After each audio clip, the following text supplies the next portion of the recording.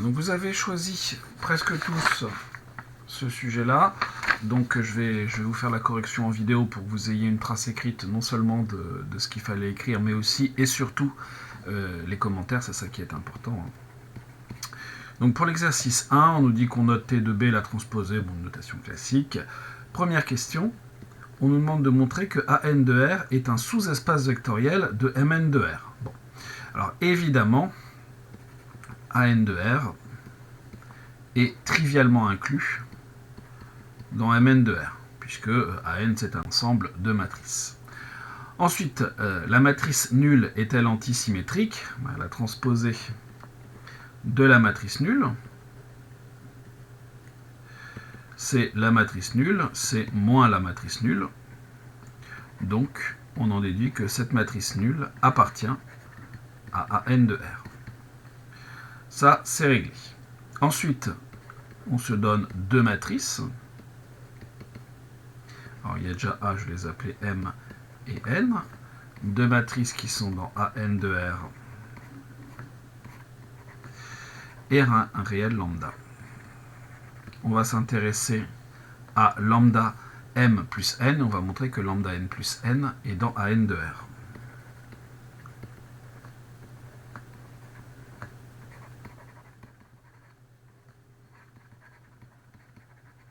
Pour ça, on va s'intéresser à la transposée. Donc, on utilise les propriétés de la transposition. Donc, on aura lambda multiplié par la transposée de M plus la transposée de N. La transposition, c'est une opération qui est linéaire. Et la transposée de M, c'est égal à moins M, puisque M est antisymétrique. Et la transposée de N, c'est moins N, puisque N est antisymétrique aussi.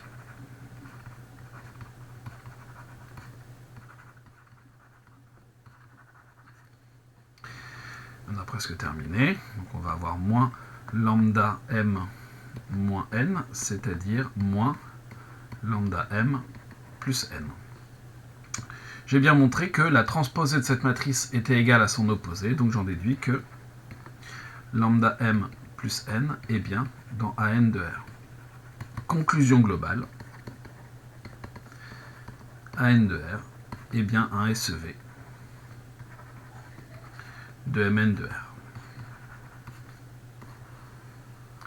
Première question pour laquelle j'espère vous aurez tous les points. Question très classique, pas de difficulté. Normalement. Question de A, soit M une matrice de N, établir que F de M est une matrice antisymétrique. Bon, pour ça, je me donne M appartenant à Mn de R, à N de R. Je vais m'intéresser à la transposée de F de M, et il faudrait que je montre que c'est égal à moins F de M. Oui, c'est bien ça, puisque c'est F de M qui doit être antisymétrique. Donc, qu'est-ce que l'on a? Ça, c'est la transposée de A, multipliée par la matrice M, plus M multiplié par la matrice A.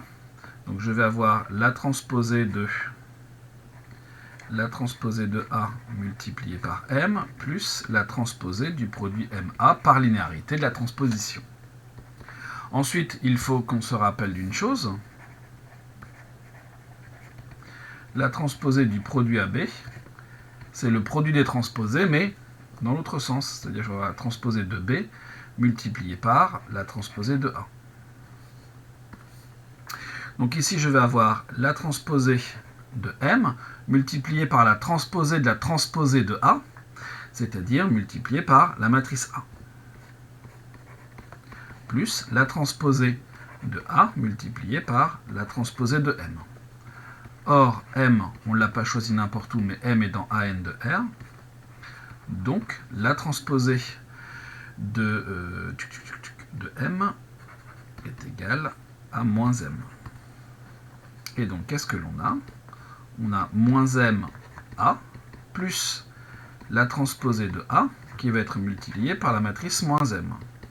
C'est-à-dire la transposée, alors je vais sortir le moins qui est ici, je vais avoir moins M moins la transposée de la matrice A multipliée par la matrice M plus moins la matrice M multipliée par la matrice A, c'est-à-dire, si je mets le moins en facteur, la transposée de A multipliée par la matrice M moins M plus M multiplié par la matrice A, c'est-à-dire moins F de M. Donc j'ai bien montré que F de M était antisymétrique.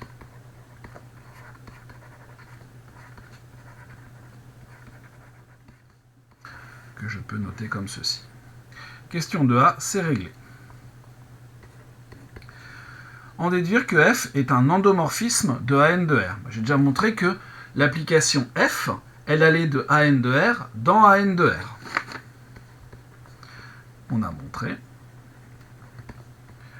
que F allait de AN de R, enfin, en tout cas, si je restreignais F à AN de R, j'arrivais dans AN de R.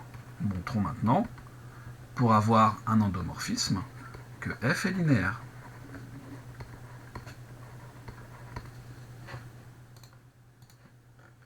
Comment est-ce que l'on montre que F est linéaire? Je vais me donner lambda un réel, M et N dans AN de R au carré, et je vais calculer F de lambda M plus N. Je dois démontrer que c'est lambda F de M plus N.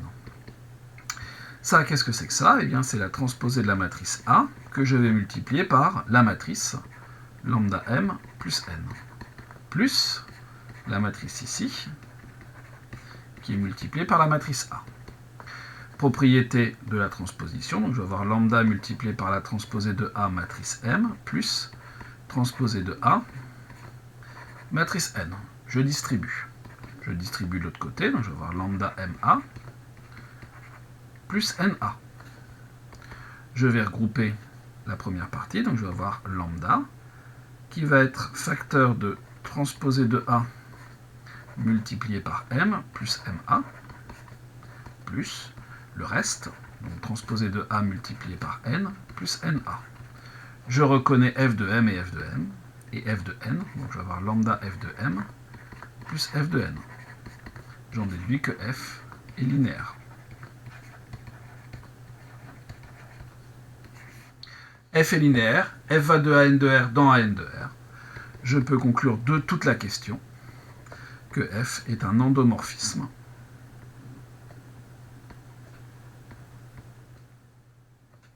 de AN de R.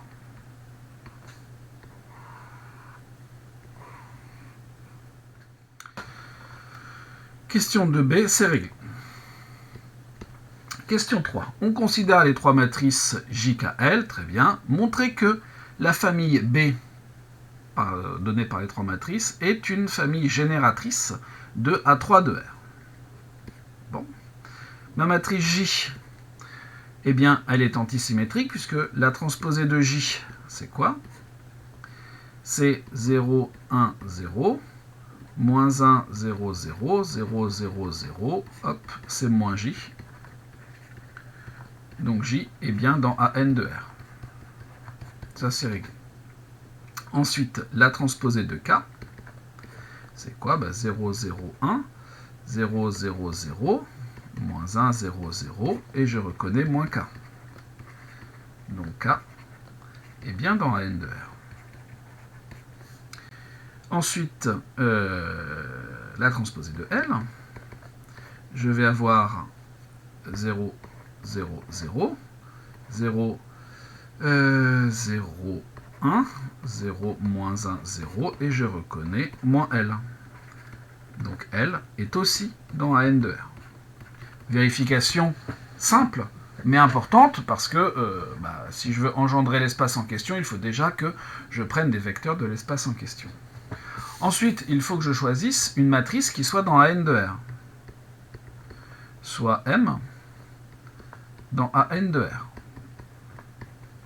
Et il serait judicieux d'être capable d'écrire la matrice M en fonction des matrices J, K, L. Qu'est-ce que c'est qu'une matrice antisymétrique?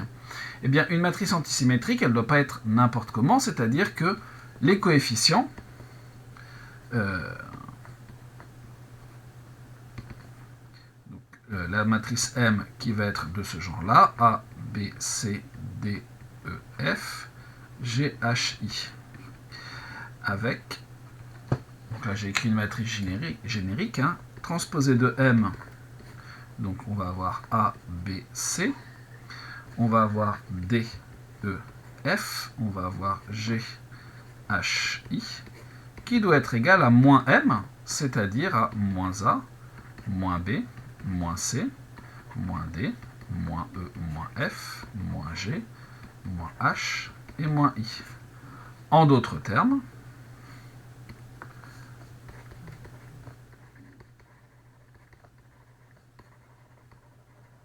les matrices sont égales si et seulement si les coefficients sont 2 à 2 égaux. Vous devez avoir A qui doit être égal à moins A. Vous devez avoir E qui doit être égal à moins E.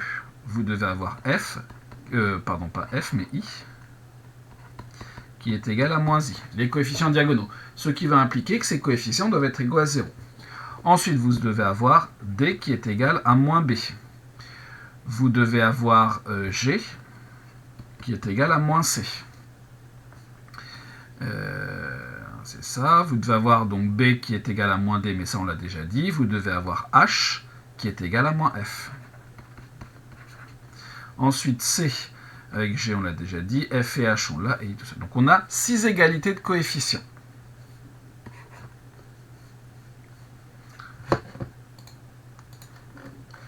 Donc ce qui veut dire que finalement, obligatoirement vous avez A égale E égale I égale 0, les coefficients diagonaux. Et ensuite, eh bien, ces trois coefficients-là, on va pouvoir les exprimer en fonction de cela. Donc votre matrice M, elle est comment? Elle est de cette forme-là. Donc ici, vous avez 0. Ici, on a B. Et ici, on a C. A, B, C. Pour D, on a moins B. Ici, on a 0. D, E, F. Je vais mettre F ici. Pour G, c'est moins C, donc l'opposé de celui-là. Ici, je vais avoir moins F, et ici, j'ai 0. Si je regarde ça, il faudrait que je dise que c'est un certain nombre de fois la matrice J. Ben, ça, c'est B fois la matrice J, plus la matrice K est multipliée par C, plus eh bien, la matrice L est multipliée par F. J'ai écrit M comme combinaison linéaire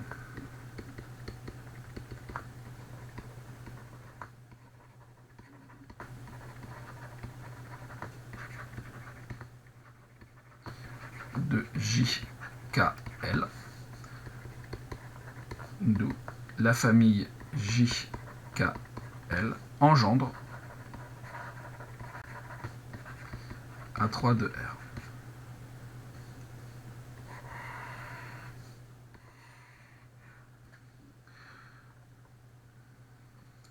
Petit b, montrer que la famille JKL est une famille libre. Je vais me donner des coefficients, soit alpha, bêta, gamma dans R3, tels que alpha J plus bêta K plus gamma L est égal à la matrice nulle. On a donc,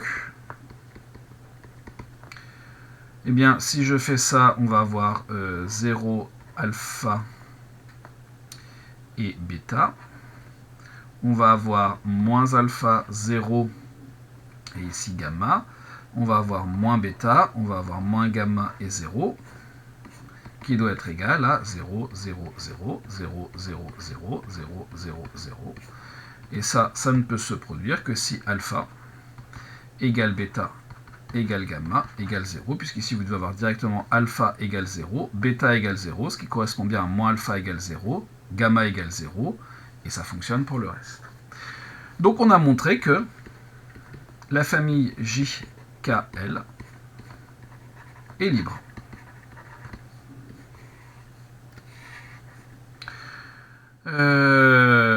En déduire que la dimension, comme la famille B est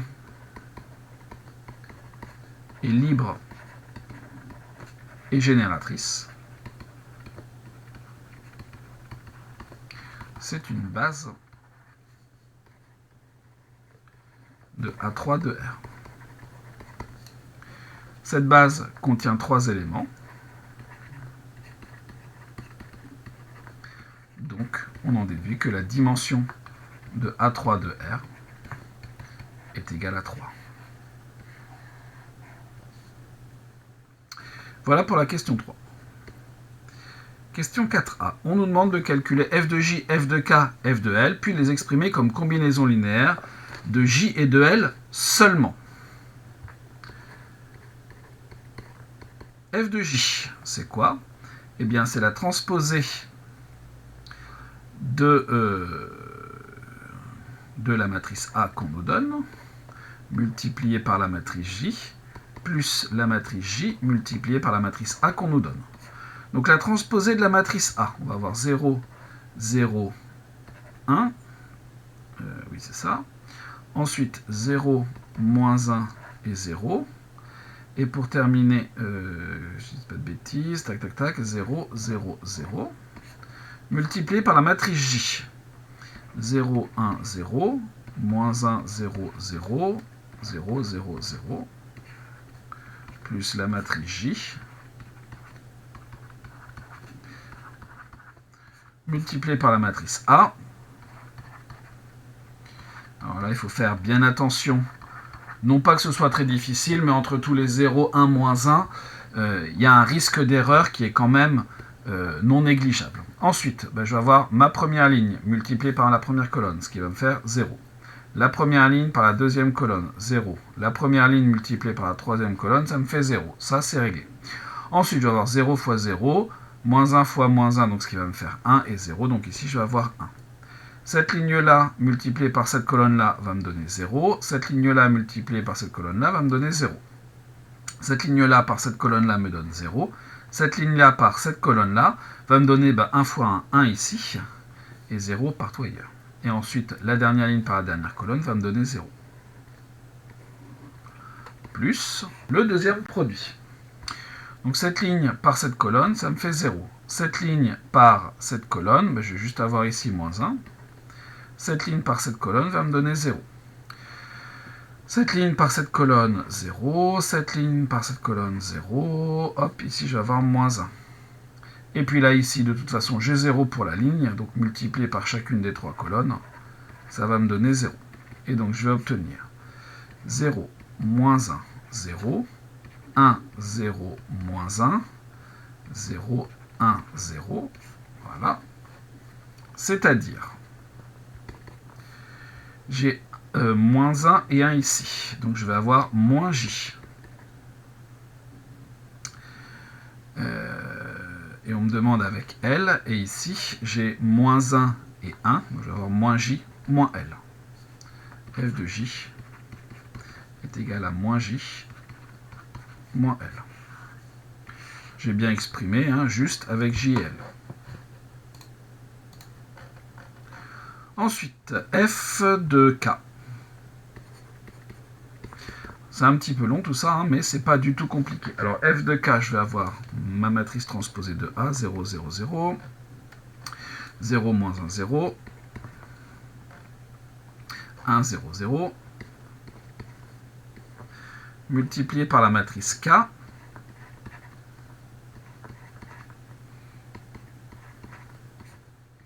plus la matrice A, non, c'est pardon, la matrice K. Est-ce que j'ai bien fait dans le bon sens ici? J'ai un petit peu... Oui, c'est bon. La matrice K, donc 0, 0, 1, 0, 0, 0, moins 1, 0, 0, multiplié par la matrice A, 0, 0, 1, 0, moins 1, 0, 0, 0, 0. Donc la ligne là multipliée par 0, 0, 0, 0, 0, 0. Par la deuxième colonne, ça va me donner 0. Et par la troisième, ça va me donner 0 ici. De toute façon, ici, la ligne, c'était 0, donc ça, c'était réglé. Ensuite, 0, 0, 0. Et ici, je vais avoir 1. Plus ça fois ça, ce qui va me donner 0, 0, 0. Ici, je vais mettre bien 0, 0, 0. Ensuite, je vais avoir donc 0, 0. Et ici, je vais simplement avoir moins 1. Ce qui me fait la matrice nulle. Hein, donc, c'est donc 0 fois donc f de k est égal à 0 multiplié par la matrice J plus 0 multiplié par la matrice L.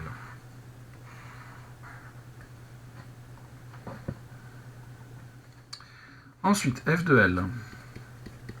C'est un petit peu répétitif, tout ça, c'est quand même pas très agréable, hein, mais bon, il n'y a aucune difficulté. Ma transposée de A multipliée par la matrice L.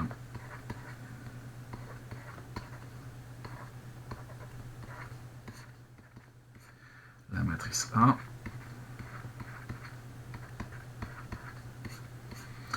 Multiplier la matrice A. Non, il faut que je fasse attention à ce que j'écris. Là, c'est la matrice L.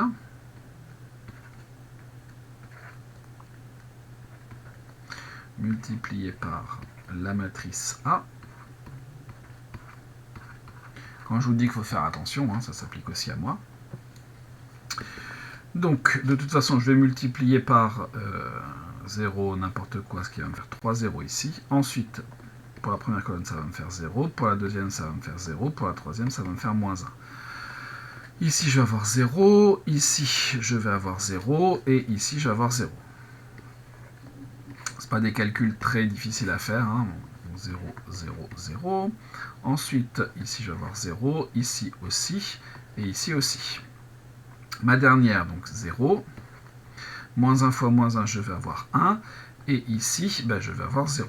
Ce qui me donne 0, 0, 0, 0, 0, moins 1, 0, 1, 0. C'est-à-dire que je trouve l'opposé de la matrice L. Donc f de L est égal à 0 fois J moins L. Voilà pour la question 4a. On nous disait que les calculs devaient figurer sur la copie, ce qui est bien fait.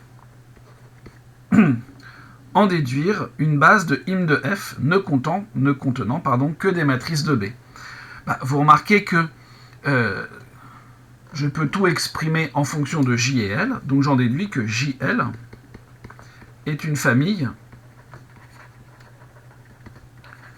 génératrice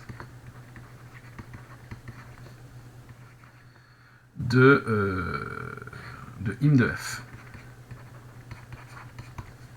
Or, comme JKL est une famille libre, on en déduit que JL l'est aussi. Donc, JL est une base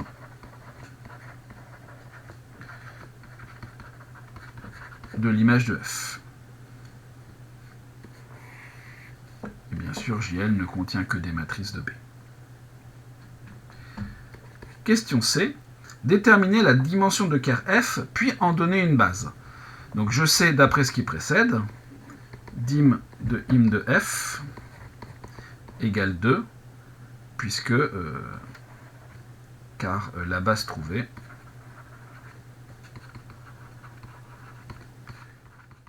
JL ne contient que 2 éléments. D'après le théorème Durand,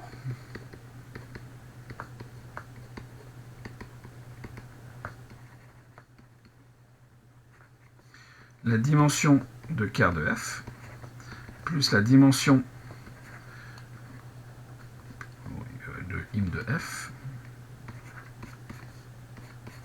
est égale à la dimension de l'espace en question, c'est-à-dire de AN, de A3, pardon, de R, c'est-à-dire A3.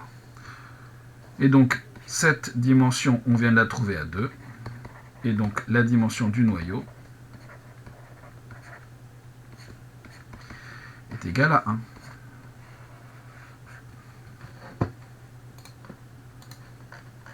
Par ailleurs, qu'est-ce que l'on sait ?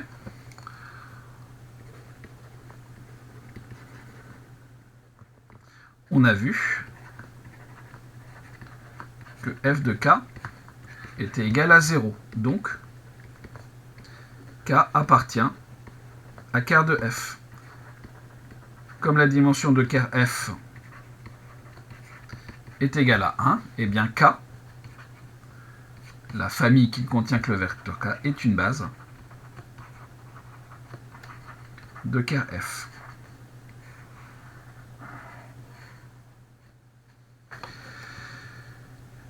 Et ça termine la question 4. Question 5a. Écrire la matrice grand F de f dans la base B. On vérifiera que tous ces coefficients sont dans moins 1, 0. Donc on sait nous que f de j était égal à f de j, f de j, f de j, c'est moins j moins l. F de k, c'est 0. Et f de l, on a trouvé f de l, on a trouvé moins l en fait.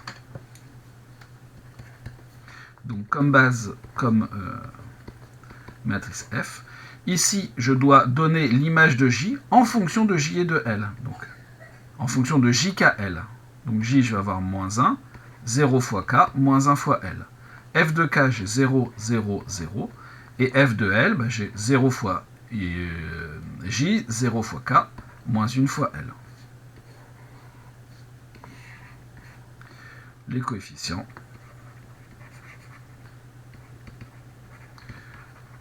sont bien des éléments de moins 1, 0. Alors cette petite partie de la question, on vous demande de vérifier ça. En fait, on ne vous demande pas de vérifier ça, c'est plus une aide qu'on vous donne sans vous donner. Si jamais vous avez trouvé moins 2 ou 1 comme coefficient dans la matrice F, ça veut dire que vous vous êtes trompé. La vérification, elle est là, on n'attend pas de vous 3 pages d'explication pour dire ça. Question 5b. En déduire les valeurs propres de f. Les valeurs propres, lorsque l'on a une matrice triangulaire, sont les coefficients diagonaux. F est triangulaire, inférieur.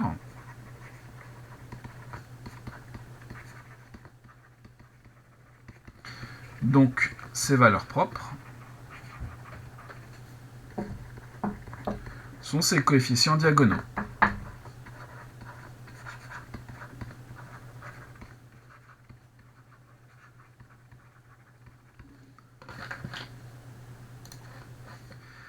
Donc les valeurs propres de la matrice F, donc de l'endomorphisme petit f, sont moins 1 et 0.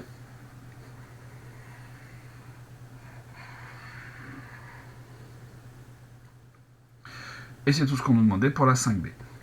Question 5c, on note ID l'endomorphisme identité, déterminer le rang de f plus l'identité et dire si f est ou n'est pas diagonalisable. Bon.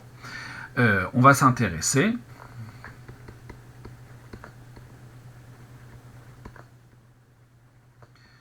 à la matrice f plus la matrice identité. F plus I3. F plus I3, qu'est-ce que c'est? Eh bien, je vais avoir 1 plus moins 1, donc 0. Je vais avoir la même chose, sauf que je vais avoir un 1 ici. Donc, je vais avoir 0, 0, 0. 0, 1, 0. Le moins 1, il reste 0. Et 1 plus moins 1. Ici, j'ai 0. Cette chose-là est de rang 2, puisque vous avez ici une matrice, un vecteur colonne qui est nul, et 2 vecteurs colonnes qui sont ici non collinéaires. Le rang de la famille 0, 0, moins 1, 0, 1, 0, 0, 0, 0, les vecteurs colonnes qui font la matrice de F, est de 2, puisque 0, 0, moins 1, 0, 1, 0 ne sont pas collinaires.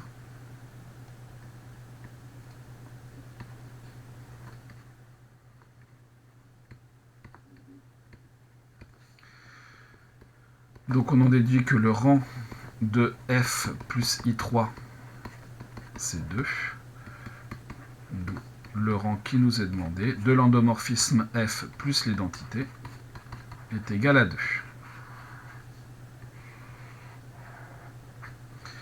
Dire si f est ou n'est pas diagonalisable. Qu'est-ce que c'est que le rang de f moins l'identité? On a donc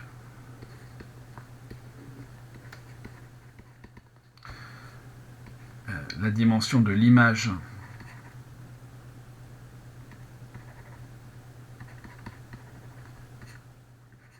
de f plus l'identité qui vaut 2. Donc, la dimension du noyau de f plus l'identité, c'est-à-dire en fait la dimension du noyau de f moins 1 fois l'identité, qui vaut 1 par le théorème du rang.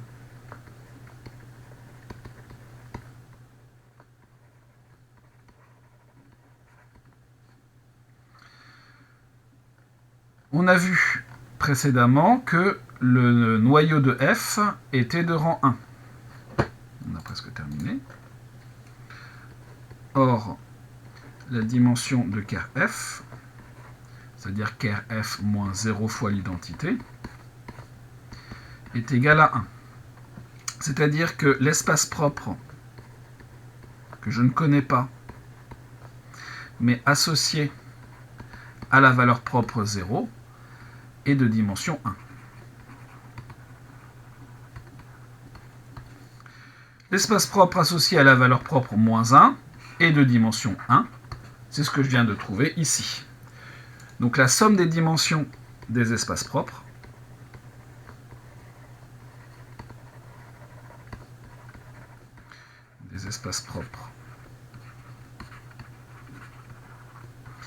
de f et de 2, qui est strictement plus petit que 3.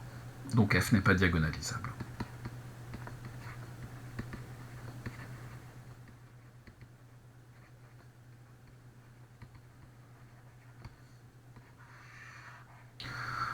En même temps, si f était diagonalisable, on vous aurait très probablement demandé de trouver les matrices de passage et ainsi de suite.